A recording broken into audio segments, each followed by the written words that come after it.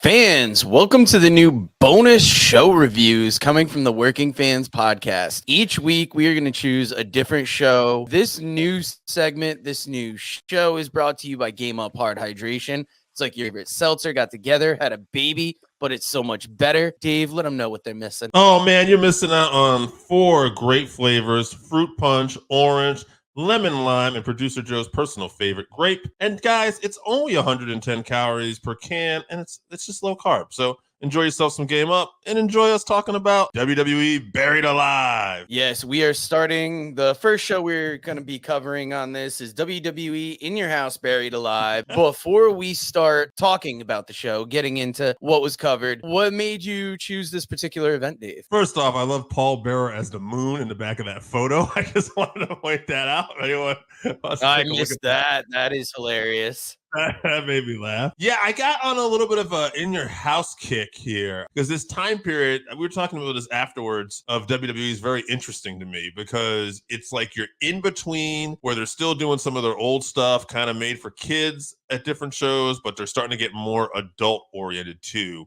I had actually watched the In Your House Mind Games right before this, which was a great show. A lot of people know about because it's famous for that Shawn Michaels Mankind match. And that's that brawl they had. And a lot of people say Mankind really brought out the toughness in Shawn Michaels. When I started looking at In Your Houses, like I started really enjoying them. Like I just went, I was like, they played the next over and I'm like, oh, I'm going to watch this one too. And it was Buried Alive. And then I'm looking at this show and that's what we'll get into it. We'll see how Mr. Perfect was so heavily involved in this show. And it's like, oh, I totally forgot he was involved around that time period, but not yet a competitor. And then he's going to leave. We'll talk about it. But it was just very interesting to me, some of the stuff that's coming and going on around this time. I really enjoyed the less than 2-hour nature of this. It really flew by. And then watching it, it brought me back to that 96, 97 time frame. The one thing I will say that I didn't remember, and we'll get right into it because it starts off the show, is Cranky JR. Yes! It's something that you hear about a lot now, and I don't remember at all from that time. Like, when I think classic JR, I think like that wrestling announcer that held the show together, that was always, professional, on point. And when I saw this, I'm like, has he always been Cranky JR? Were they just fucking with him especially hard this day? Like, what was going into that? That was the time period that he introduced Razor Ramon and Diesel to WWE. They were coming back. Now, this is not Scott Hall and Kevin Nash, rather just 2 other guys who were playing Razor Ramon Diesel. Glenn Jacobs was Diesel, and Joe, I don't know if you have it in front of you, but I believe Rick Borg, who was a wrestler named Titan, was the guy who played Razor Ramon around this time. I actually had this in my notes because it is, I believe, one of the times they cut to the hotline, you see Razor and Diesel in back, and you could tell something's up. But we'll start at the top of the show because we have a lot of twists and turns to go through. So the show kicks off, presented by PlayStation, which once again, sign of the times, because this is PlayStation 1. And the first note I have is, everyone's got a mic. How come I don't got a mic? And this is like some bickering that keeps on like most of the first match. And it was just highly entertaining. People hate this because, and I get why people don't like this, it's because heel Jim Ross is stupid. It doesn't make sense, especially that. Now it could almost work because people got mad at it. But back then, it didn't really make sense in that time period because people just loved him so much and he was an announcer. But some of the shit he was saying, it felt like it was coming from the heart. Like some of the stuff that he was laying in there. And I'm like, I like heel JR a little bit. Like, this is a guilty pleasure of mine. Yeah, during the first match, we started off with Savio Vega was injured, so it's now going to be Triple H versus Stone Cold. Great opening match. Yeah, and one of the things that stuck out, Jim Ross saying, "I'm not here for your amusement." And then at one point during the match, there's a line that he just says to McMahon where he's like, "Oh, you want me to teach you how to you want me to teach you how to call a hold? That was a wrist lock," or something, like naming the maneuvers instead of just letting McMahon do it. And that made it that much better. I couldn't find it online. There's a Superstars taping when they were doing Superstars still around this time period. And it's not like the classic Superstars we know now, but it was still going. And Mr. Perfect is on commentary with Jim Ross. And there's an incident where, and they allude to it a little bit here, I believe, too. Perfect and Austin kind kind of get into it on that episode. But Jim Ross is saying basically, yeah, he's like, that's called a wrist lock or whatever. And then he said to Mr. Perfect, you know how McMahon would call that? Ho, ho, ho, oh my, what a maneuver. Ha, ha. And he would just do this whole thing. And it made me laugh. And one more thing about Heel JR, at least on my end, because I don't know if it's in this match or later on, but he has a comment, because this whole thing is about his mic not working, as we'll address. But he has this one comment where he's like, nice to be working in the big leagues, huh, boys? I just thought that was the funniest thing, because I'm like, this is how he feels somewhat. Like, he probably got into this a little bit. Oh, yeah, being able to say what he thought. And this is the first match. Mr. Perfect comes out during the match, leaves with Triple H's girl. Yep. Overall, I thought it was a great opening match. Go back and forth. It's wild to go back and see Hunter at a time where he was so young in his career. Mm-hmm. And how long was this, do you know, from the start of the Stone Cold character? No, so this is 96 October. And so if you go back, King of the Ring that year with the Austin 316 promo was June of 96. And so you figure the Stone Cold character was probably a little bit before that, but that's when it really started kicking off. So now here we are. And I would say this is the part where we're really establishing within this time period how Stone Cold has no friends, heel or babyface. And that's what I like about the dynamic of this match. They were both basically heels. You know, you could tell Austin was getting the more cheers, but they were both still heels. And there's another moment I'll bring up with this Kurt Hennig too, we can talk about, is Austin throws a drink in Hennig's face, I believe. Yep. And they kind of go at it a little bit, but they're separated before him. Like, they had people jump out in front of him, but they're really teasing the involvement of Mr. Perfect physically, because he had been injured for so many years, and he had a insurance policy, I believe, like some other wrestlers, the Lloyds of London policy that was famous back then, but you could not wrestle. You cannot take bumps if you had this. Yeah, so that was interesting too, seeing Kurt almost, because Kurt's saying now he's about to wrestle again, which actually doesn't happen in WWE. But he's planning on having a match with Hunter Hearst Helmsley, and it gets discussed here throughout the show. Yeah, I thought it was interesting seeing Austin and Triple H opening up a show, early goings of Stone Cold's character, and then seeing Mr. Perfect, a guy we really knew from the 80s and early 90s, being involved here so heavily. I know it felt like peak McMahon creativity, where you've got Mr. Perfect coming in. He's leaving with Triple H's girl, but Stone Cold is throwing a drink at him. He's involved with, he could be fighting either or. And then Stone Cold wins the match with a stunner. Like I said, it's definitely still felt early in his career. Another great thing about this show is you get and WWE did this for a long time. They give you the video package before the match, explaining the match. Next up, we got the Smoking Guns video and interview. They are still the Smoking Guns, so there's things that are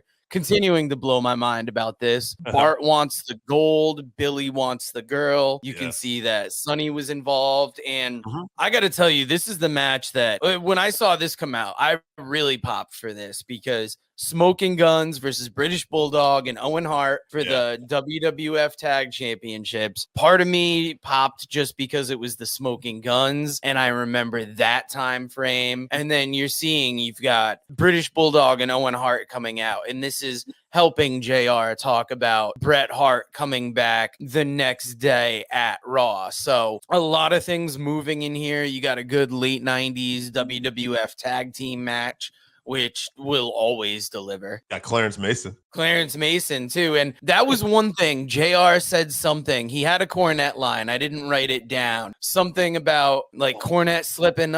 It was basically like, it sounded like, do you got it? I don't, but I know about the slipping part, because at the 96, the In Your House, there's Survivor Series was in between this, but before that, the Mind Games In Your House. Survivor Series is after this. Yes. All right. Yeah. So it was the In Your House. Sorry. So the In Your House right before this one was Mind Games. And there was a match with Jose Lothario and Jim Cornette. And Lothario had beat up Cornette and won very quickly.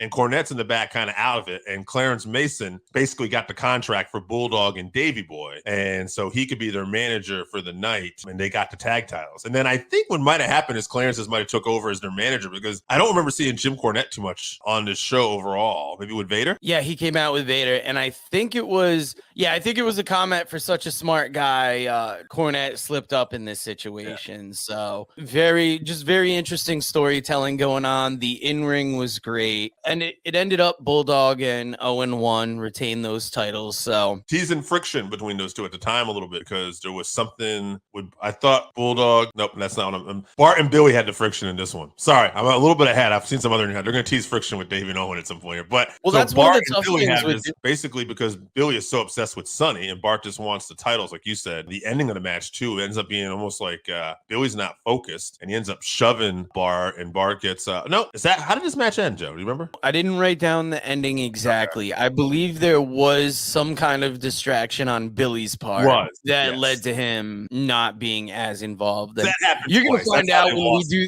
Yeah, when we do the show reviews, you're not gonna get blow by blow of the matches. You're going to get things that really stood out for us if there were spots. You know, some matches I watched this one a little bit earlier, so that's why I'm like, oh, wait. Like, some things I wrote down finishes for, some things I did not. That's okay. Yeah, Davey and Owen won, and I'll just say one other thing. One of these things about going back and watching these in your houses in the future, Davey and Owen, one was going to take on Philip LaFawn and Doug Furness. There's another one a little bit ahead. I saw Davey Boy and Owen are taking on the Road Warriors, and it really made me realize, like, this was an underrated team because we always think of the Bulldogs or the Hart Foundation, but like Davey and Owen were a really good team. Now, we probably should have covered it at the top, but the WWE In Your House pay-per-views were the pay-per-views that WWE started doing when they wanted to expand their lineup. And if I remember correctly, they were a little bit cheaper than a regular pay-per-view, right? Originally, yeah, maybe throughout the duration, but they started doing them once a month. And the whole thing was that they were, instead of a 3-hour pay-per-view, they were a 2-hour pay-per-view.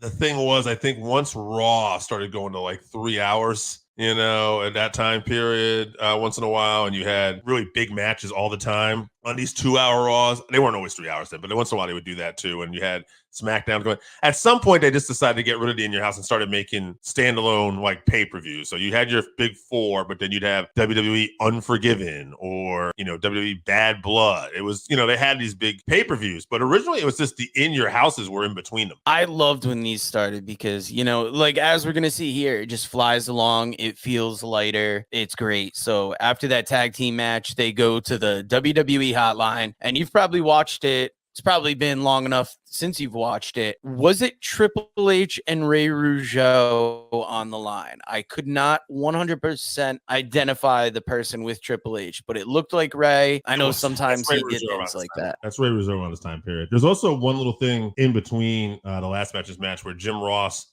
had found we had enough of the mic and everything going in and out, and he basically got in the follows ring. This. Yeah. The next segment is Jim Ross in ring hyping up Bret Hart. Yeah, right. And he says the McMahon, I went to South Africa to get him. You didn't do that, did you? That's a yes or no. And then that was followed by Kevin Kelly and Farouk from the Free For All. This is when Farouk still had the silly headwear. Ahmed Johnson was on this. They were telling the story of Ahmed Johnson and Farouk. So starting to line that up, Ahmed Johnson was really a thing around this time, huh? He was. Ahmed was a big, big star around this time, and this was his biggest run. If you want to know Ahmed Johnson's biggest run, like it's around maybe a little before this time period. It's in this year of 96, and it probably goes on to a little bit of 97, and then it's going to just go off a cliff. Yeah, that was followed by Mr. Perfect comes to the table and joins the commentary team, which I got to say, I enjoy Jim Ross, but the crankiness was just cranked up to such a level during this show that it almost felt like a relief to have Mr. Perfect in there, you know, because he brings the humor and it centers everything, takes it a little away from that gimmick. I could see that.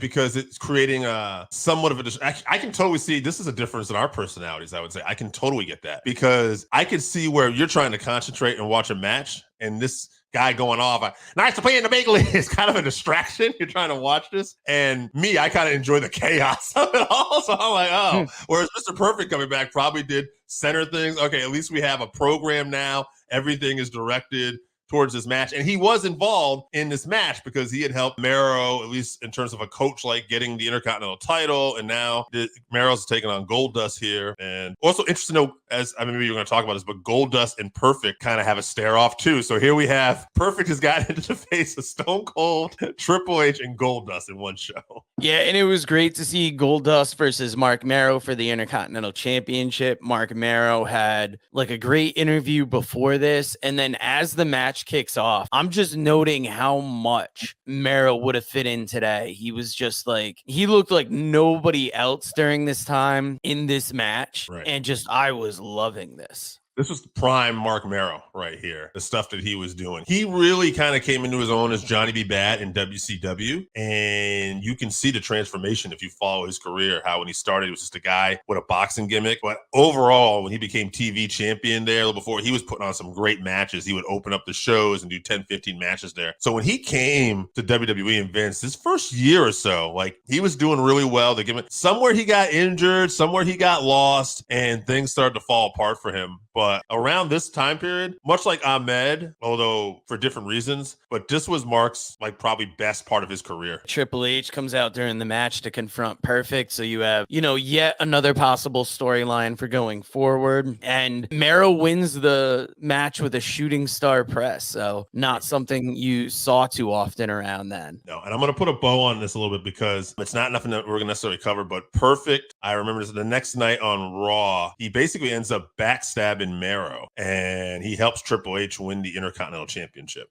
And that's noteworthy because Perfect must have been in some kind of contract dispute or something too around this time, because they didn't air it, but they eventually filmed an angle where Hunter like threw the steps or one of these like backstage carts. He threw it towards Perfect and it hit him in the knee. And you see Perfect grab, and that's how they wrote him off. And Perfect was never back in WWE again. And I think he left the next month. This is October. I want to say he was gone before Survivor Series. And then he came in WCW and started wrestling around, I want to say June of that year. Following this, we had another trip to the hotline. This is when fake Diesel and Razor there. That definitely stood out. It was funny because they just say Diesel and Razor. And, I was getting in from work, so I'm taking notes. I look up and I just laughed because I'm like, oh, wow, this is when they made an appearance. And it's one of those things. So I was probably 96. I was like freshman, sophomore in high school. So I was trying to take myself back to that time frame. And I knew nothing about this around then, but I would like to think even my non-detail oriented brain then would be like, what the fuck is going on here with this?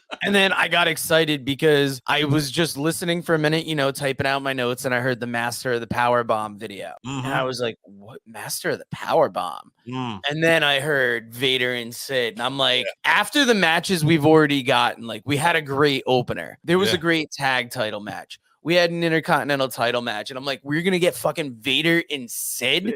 It was right around then. I'm like, I can see why Dave's watching these in your house. It hits all the boxes. It's nostalgia. You're getting great matches. It's 2 hours, so it's manageable, and this is just peak WWF from like not childhood, but as I'm maturing and becoming a fan, I would stop watching wrestling within 3 or 4 years. So this is like almost that last golden spot before I took that break. It's a great transitional phase when you go back. There's a lot of gems. And again, I'm going to say this, like I said about Ahmed, like I said about Mero, this is probably Sid's prime spot of his career right here. Like he's beating Vader in this. He's about to go on and win the WWE Championship from Shawn Michaels at Survivor Series. He's going to beat Bret Hart further down on the road on one of these. You'll see in December, I think. We might skip that one. And like he's going to have another world title. It's like this is the best career Sid ever had. He would go on to have some success again in WCW. But I mean, when he got back to WCW later on, it was a bit of a clusterfuck. So I don't know. To me, this is some of the best time. Other than there's some really great moments I'm fond of early in Sid's career when he was part of the Four Horsemen, the Skyscrapers and stuff like that. But success-wise, like this has got to be it. Yeah, well, this is big because it's the Master of the Power Bomb. But the winner of this match also gets a WWF Championship spot. So, match as they're coming to the ring, Shawn Michaels comes out, fucks with Cornette a little bit, jumps on commentary, match starts. Guest commentator. Just another great battle in the ring. I almost want to go back and watch this. I enjoyed it so much. Watch it again. I enjoyed it so much. But seeing Sid and Vader in there, we just recently talked about Sid when he passed. So it was great to see this match. And, we see him win with a choke slam. They're setting up Michaels versus Sid at Survivor Series. After this, there's a Sid interview backstage that is just prime Sid. Another thing I noticed is in 96, the Hall of Fame induction was paired with Survivor Series. So they hadn't yet gotten it to where it was that juggernaut with WrestleMania. Right. Forgot about that. Yeah, I can't remember. I can't really do it justice, but Sid wins this match with a choke slam. Interesting to note, a lot of inside talk here was back at the time that this was supposed to be Vader originally going on to fight Shawn Michaels for the title, but Vader missed some spots at the match with SummerSlam with Shawn Michaels earlier that year. Shawn called him out in the middle of the ring, pissed off, and Sid ended up kind of getting that big push. Sid talked about in an interview that he had a match with Vader at the Garden where Vader beat him, but he said he could tell the way Vince was looking at him and the way he talked to him. He's like, I think I'm going to end up getting this push. Like he knew there was something WWE just wasn't a fan of with Vader, which is crazy given how good Vader was in WCW. But again, hard to knock this run by Sid. I love the interview you're talking about in the back because Jim Ross basically cuts off Doc Hendricks, also known as Michael Hayes. And Jim Ross is like, enough of these softball questions, Doc. He's like, were you Shawn Michaels' best friend? Yes, I was. He's like, did you powerbomb 5 times? You know I did. And Sid, it was, you got to wonder, did they go with Sid because he, easier to work with?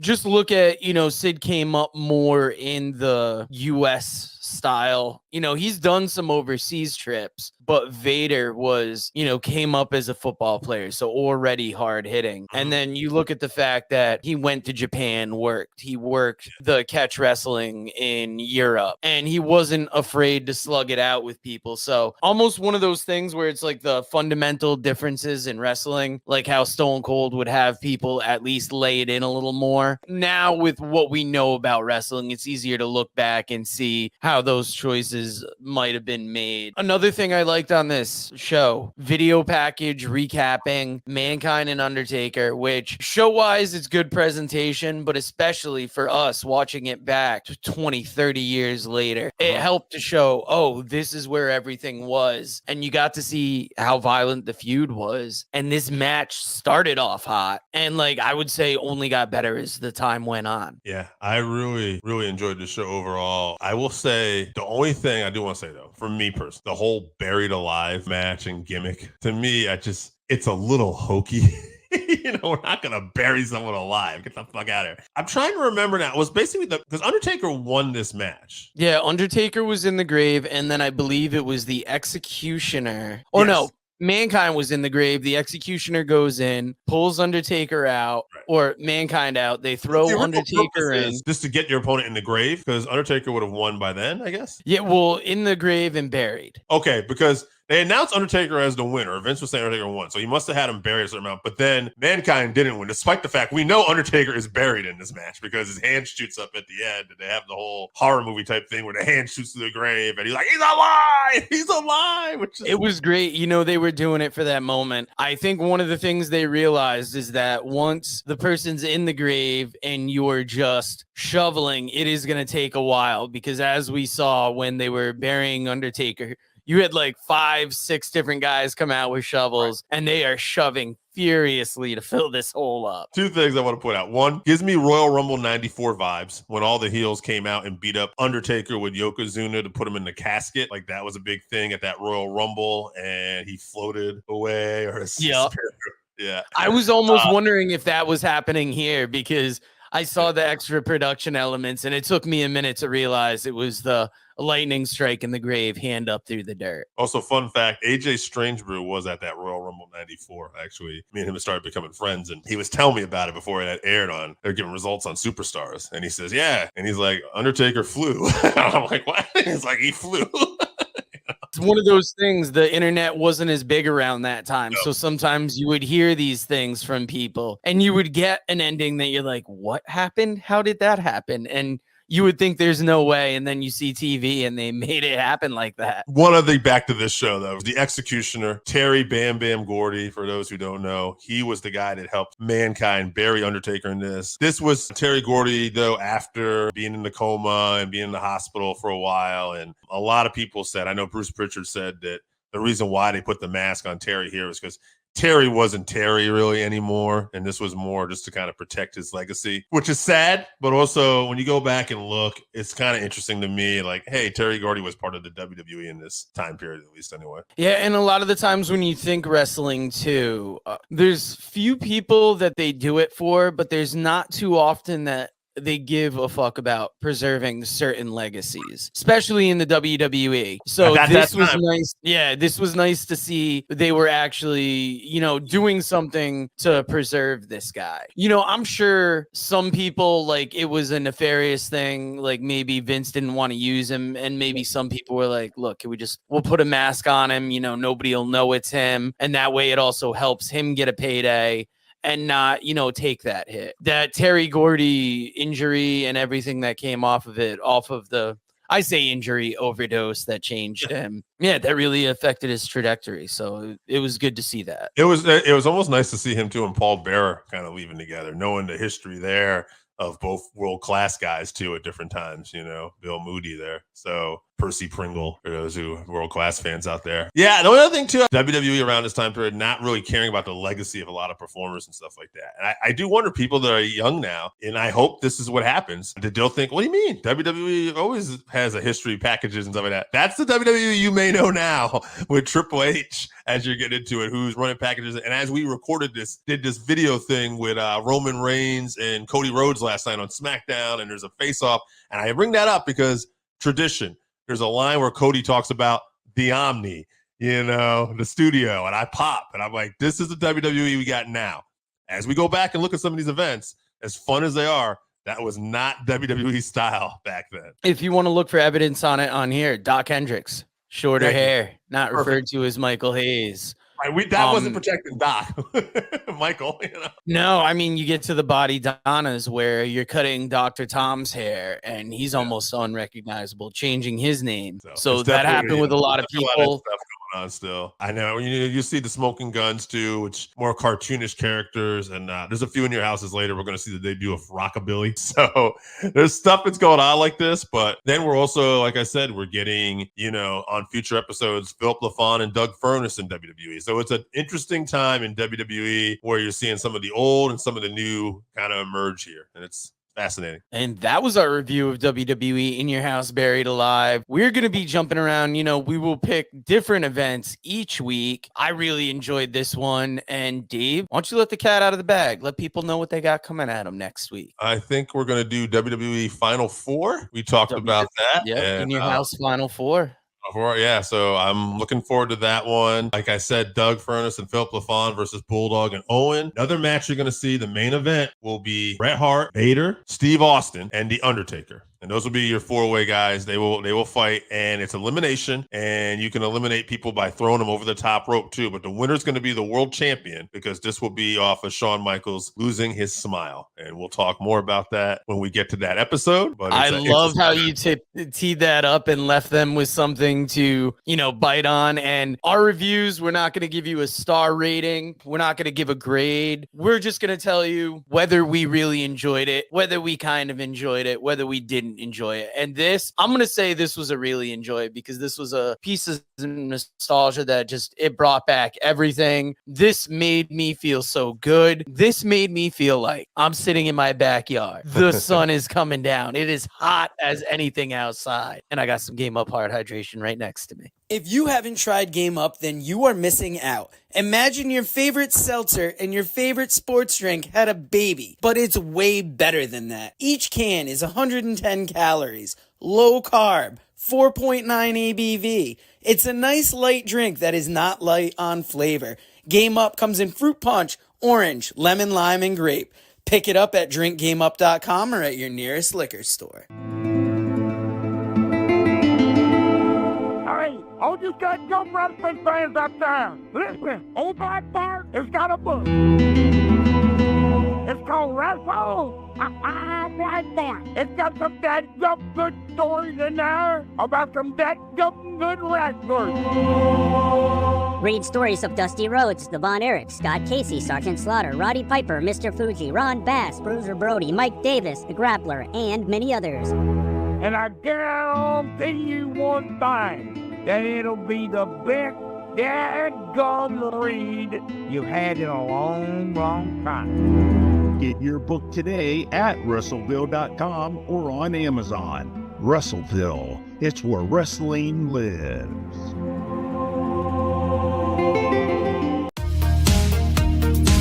Read about the Northern Wrestling Federation in the book presented by Russellville.com, The Pro Wrestling Vault, Volume 2. Hear the story of Roger Ruffin, the man who trained Carl Anderson, the Monster Abyss, Jordan Clearwater, Chris Harris, and Jillian Hall. Plus 45 other short stories including Jazz, Bobby Eaton, Kamala, Thunder Rosa, Mario Mancini, Scott Casey, PJ Black, Kerry Morton, Sal Renaro, Jeremiah Plunkett, Colby Carino, Bam Bam Malone, and many others. Get your book today at Russellville.com. Russellville. It's where wrestling lives.